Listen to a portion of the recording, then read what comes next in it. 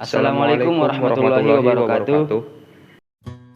Baik teman-teman, di sini kami dari kelompok 1, mata kuliah Manajemen Portofolio dan Investasi Syariah. Yang mana di sini nantinya kami akan membahas mengenai investasi dan lingkungannya. Nah, sebelum kita membahas apakah itu investasi dan lingkungannya, ada baiknya kami sebagai pembahas terlebih dahulu memperkenalkan diri. Yang mana nanti pembahasan yang pertama akan dibahas oleh teman kami Muhammad Aidil Gultom, yang mana dia akan nanti membahas mengenai investasi, aset, dan lain sebagainya. Kemudian pembahas kedua itu akan dibahas oleh saya sendiri. Adapun nama saya adalah Rizky Aulia Rahman, yang nantinya saya akan membahas mengenai apakah itu aset real dan aset keuangan dan serta jenis-jenis dari aset keuangan.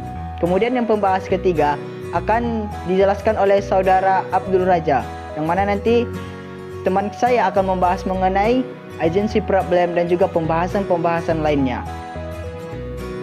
Sebelum kita membahas apakah itu investasi, di sini saya ingin bertanya kepada teman-teman, apakah kuliah itu merupakan investasi? Dan untuk mendapatkan jawaban apakah kuliah itu merupakan investasi,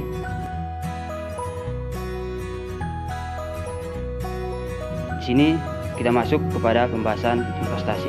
Investasi adalah keputusan membelanjakan uang atau sumber daya lain saat ini dalam rangka mendapatkan keuntungan di masa yang akan datang.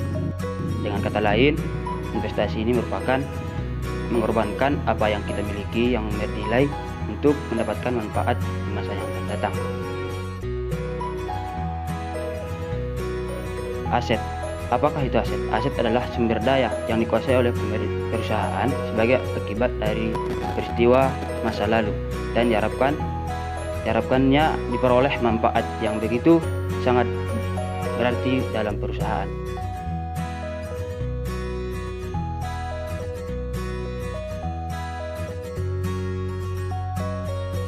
Perusahaan biasanya memperoleh aset melalui pengeluaran berupa pembelian atau produksi sendiri. Manfaat aset ini baik dalam ekonomi, yaitu dapat terwujudnya aset yang potensi dari aset tersebut untuk memberikan sumbangan baik langsung maupun tidak langsung dalam bentuk arus kas dan setara kas kepada perusahaan. Liabilitas adalah kewajiban perusahaan masa kini yang timbul dari peristiwa masa lalu, di mana penyelesaian diharapkan mengakibatkan arus keluar dari sumber daya perusahaan yang mengandung manfaat ekonomi.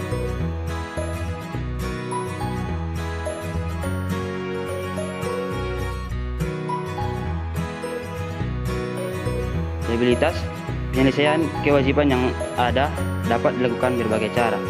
Pertama, pembayaran kas, penyerahan aset lain, pemberian jasa, dan konversi kewajiban menjadi ekuitas. Ekuitas adalah hak residual atas aset perusahaan setelah dikurangi semua liabilitas. Jumlah ekuitas yang ditampilkan dalam laporan posisi keuangan tergantung pada pengukuran aset dan liabilitas. Di sini saya akan melanjutkan pembahasan, yang mana di sini saya akan membahas tentang aset real dan juga aset keuangan. Aset real yaitu menentukan kapasitas produksi suatu perekonomian, pendapatan bersih dalam perekonomian. Seberapa banyak barang dan jasa yang diproduksi, itulah kekayaan dalam aset real. Aset keuangan, yang mana aset keuangan itu yaitu bukti kepemilikan dari aset real. Aset keuangan yaitu hak terhadap pendapatan yang dihasilkan oleh aset real, ataupun dapat kita katakan hak terhadap pendapatan pemerintah untuk kasus obligasi. Yang kemudian dari fungsi dari aset keuangan yaitu sebagai pengalokasi pendapatan ataupun kekayaan pada para investor. Kemudian di sini saya akan membahas tentang jenis-jenis aset keuangan, yang mana aset keuangan itu terdapat 3 jenis. Yang pertama yaitu pendapatan tetap, yang kedua saham umum, dan yang ketiga itu sekuritas turunan. Di sini kita akan membahas yang pertama, yaitu pendapatan tetap. Pendapatan tetap yaitu pembayaran yang tetap ataupun dapat ditentukan berdasarkan rumus yang sudah ditetapkan. Yang kedua yaitu ada pasar uang untuk pinjaman. Di dalam pendapatan tetap, pasar uang untuk pinjaman itu berjangka pendek, mudah dipasarkan dan juga marketable, dan juga biasanya kredit pasar uang untuk pinjaman di dalam pendapatan tetap itu berisiko sangat rendah. Kemudian ada pasar modal pinjaman. Di dalam pendapatan tetap, pasar modal pinjaman obligasinya berjangka panjang dan juga berisiko ataupun bisa dikatakan aman. Kemudian jenis yang kedua yaitu ada saham umum. Saham umum adalah equity ataupun bisa kita katakan kepemilikan terhadap sebuah perusahaan, yang mana saham umum ini dapat mewakili kepemilikan terhadap perusahaan. Pembayaran dalam saham umum yaitu pembayaran dividen kepada pemegang saham tidak selalu tetap, tetapi tergantung dari kinerja di dunia nyata. Kemudian ada jenis yang ketiga yaitu sekuritas turunan atau bisa kita sebut dengan derivatives. Derivatives itu nilainya diturunkan dari harga sekuritas lain seperti saham dan obligasi. Yang mana fungsi dari derivatif utamanya adalah untuk men-hedge resiko ataupun memindahkan resiko kepada pihak yang lain. Adapun contoh dari derivatif itu option, future, dan swap. Setelah pembahasan finansial aset dan juga aset real sebelumnya, maka kita akan masuk ke agency problems. Ketika kita membahas tentang agency problems, maka kita membahas tentang masalah yang terjadi di perusahaan ataupun di lingkungan perusahaan, di mana masalah ini biasanya mencakup ke 3 aspek, di mana perusahaannya, kemudian pemilik saham, dan yang terakhir itu stakeholders, di mana yang menyebabkan masalah itu biasanya berasal dari seorang stakeholdersnya, dikarenakan perbedaan kepentingan antara pemilik perusahaan dan stakeholders, yang stakeholdersnya itu lebih menginginkan profit, sedangkan manajemen itu lebih mementingkan perusahaan. Selanjutnya untuk masalah ataupun agency problems ini itu biasa ditanggulangi ataupun dikurangi itu dengan cara tata kelola perusahaan yang baik.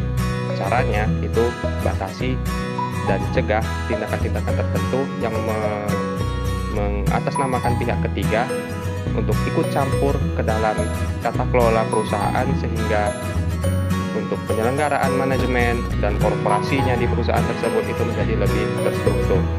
Selanjutnya itu kalau kita membahas tentang investasi, maka kita harus tahu dengan baik sebelum memulainya, yaitu tahap-tahapan investasi. Yang pertama itu kita harus menentukan kita mau invest di bidang apa. Sebagai contoh, kita mau invest di bidang manufaktur, di bidang pertanian, di bidang farmasi, dan lain sebagainya. Selanjutnya kita harus tahu untuk membandingkan harga aset satu dengan harga aset lainnya.